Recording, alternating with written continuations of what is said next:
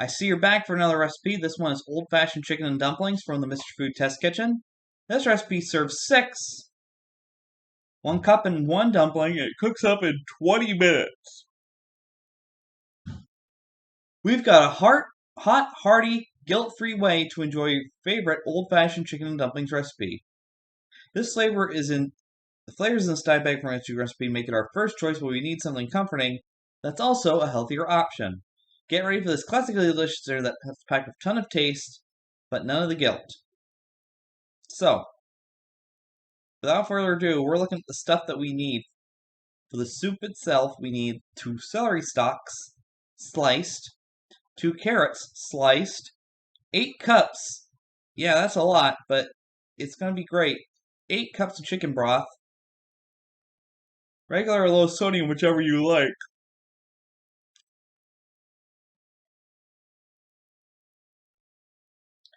Half a teaspoon of poultry seasoning. It's probably sitting in your spice cupboard that has not been seen the light of day in quite a while, so this would be the right time to use it probably. 1/4 teaspoon of freshly ground black pepper, and 3 cups of shredded cooked chicken, be it chicken breast, chicken thighs, even rotisserie chicken. That'll work just fine because it's a great time saver. Now, to make the dumplings, you're going to need a cup of reduced fat biscuit baking mix. Bisquick Heart Smart would probably be the right option for you. 5 tablespoons of fat-free milk, or skim milk, as we like to call it. And 2 teaspoons of chopped fresh dill. There's no substitute. You gotta get chopped fresh dill. Of course, that can be found in your produce aisle of your supermarket. And it can be found in packages in your produce section. Or can be found fresh in bunches. However you want to do it, that's up to you. Alright?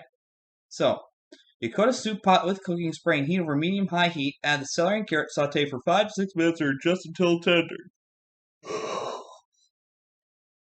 Because that's going to make all the difference. And stir in the broth, the poultry seasoning, and the pepper. Bring it all to a boil before you stir in the chicken.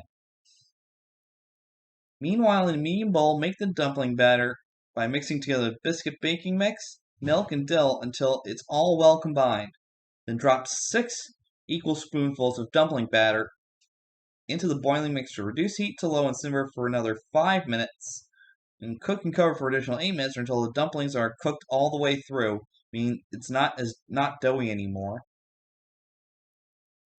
And serve it immediately. The key to plump dumplings is to covering them for the second part of their cook time, since the steam plumps them up. Also, it infuses dumplings with all the flavors from the broth, so that every bite is guaranteed to be delicious. So yeah, not only does this recipe for old-fashioned chicken dumplings taste good, but it's also good for you. So log on to MrFood.com, find a recipe for old-fashioned chicken dumplings, and it's from, I believe, one of their guilt-free American Diabetes Association cookbooks. I just can't remember which one, but check it out if you haven't yet. So this is a great recipe for old-fashioned chicken and dumplings. So I got one more recipe coming up. Don't go away, and you're going to be in for a treat on that one.